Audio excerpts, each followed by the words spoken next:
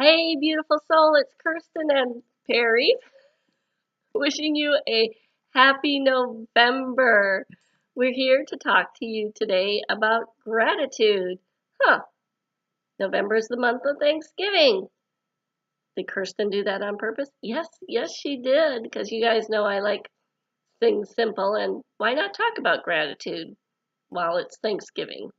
And besides that, I feel a little sorry for Thanksgiving. It's become a flyover holiday, if you know what I mean.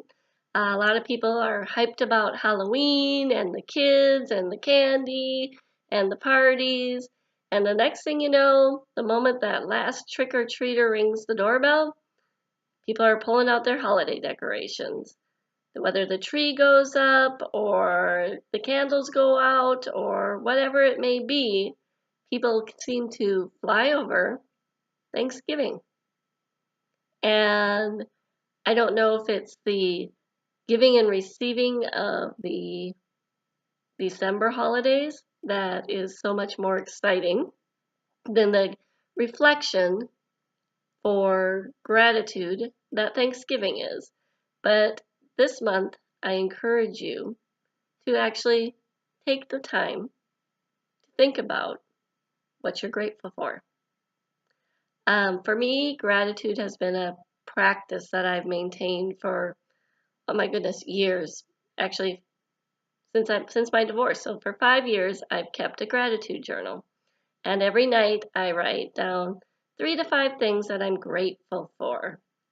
And they're not necessarily big, sexy things. Yes, it could be a new job, or it could be meeting that special person, or receiving that check in the mail.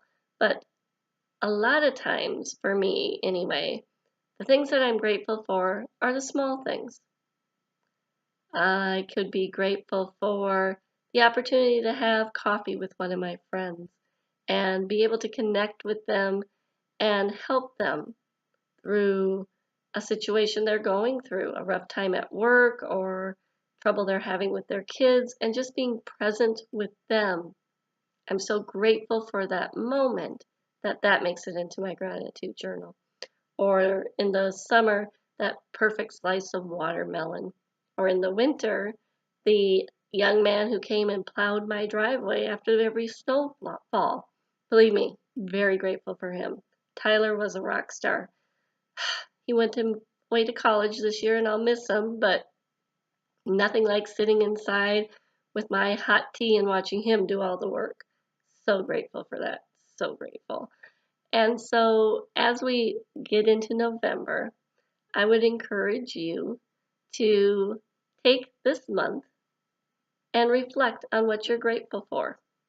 It doesn't have to be through a gratitude journal.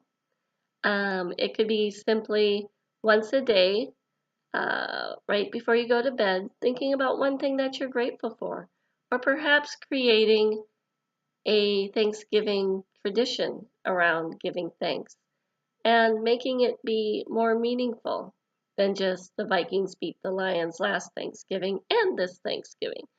But really, really taking it seriously. Not to the point of, how do I want to say,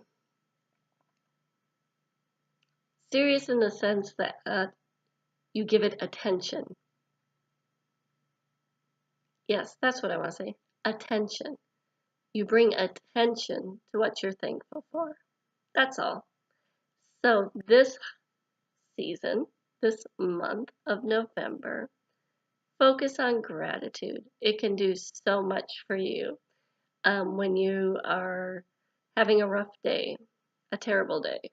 You have a flat tire and you ended up at work late and you didn't get the presentation done and your boss got really mad and then you were late picking up the kids and all the things that can possibly go wrong in the day. By taking a moment to reflect on what you're grateful for, you can shift your perception of the day. It will be not as terrible. It's the old silver lining approach, but there's something to be said for the silver lining approach. And so just that shift makes all the difference in the world. Back in July, Oh yeah, July. I went to Beloit with my daughter Abby, and Amanda tagged along, uh, just for the halibut. And we had a fabulous college tour, and we were coming back, and I lost the transmission on my car on I-94 in Wisconsin. And believe me, there's nothing like a 4,000. Well, I mean, no, what do I want to say? There's nothing like a four-digit car repair bill to basically shake you to the roots. I wasn't prepared for it. It totally threw me off balance. I felt like the biggest failure because the bill was so huge, and I was wondering, how am I going to pay this money? And not only that, I have stranded my children in the middle of Wisconsin, had to call my ex-husband to come and get us, and feeling like failure as a parent and just failure as a professional and just all sorts of shame, blame, guilt going on. And then I sat for hours in the mechanics lounge. I started to reflect on everything that was going right for us. We were on I-94 in Wisconsin, and when the car shifted, I felt the change in the drive shaft or whatever. I'm not a technical person. When I felt like I didn't have control over the car anymore, there was an exit right there, and I made the exit. Seriously, I didn't make it any further than the exit, just up and over into a gas station. So we were safe. We were safe. We weren't on the interstate. The tow truck came within a half an hour instead of 2 hours. It towed us to this fabulous automotive place in New Lisbon, which was 4 miles away. They let us stay there as late as we needed to. They were very gracious in terms of compassion for our situation. I had many friends call and ask if they could help us and come and get us. I received help with the financial piece of it. My ex-husband came and rescued us, which was very generous of him. And just everything that went right after that moment, I started to reflect on. And that's when the miracle happened. That's when I knew that we had been taken care of, that it was all going to be okay. And it was just by being grateful for what was going right instead of focusing on everything that was going wrong. So, the moral of the story, I guess, is this: you have a choice always on how you look at things. You can either look at things through the darkness or look at things through the light. And gratitude helps us look at things through the light. And when we do that, we open ourselves up for more blessings than we could ever imagine.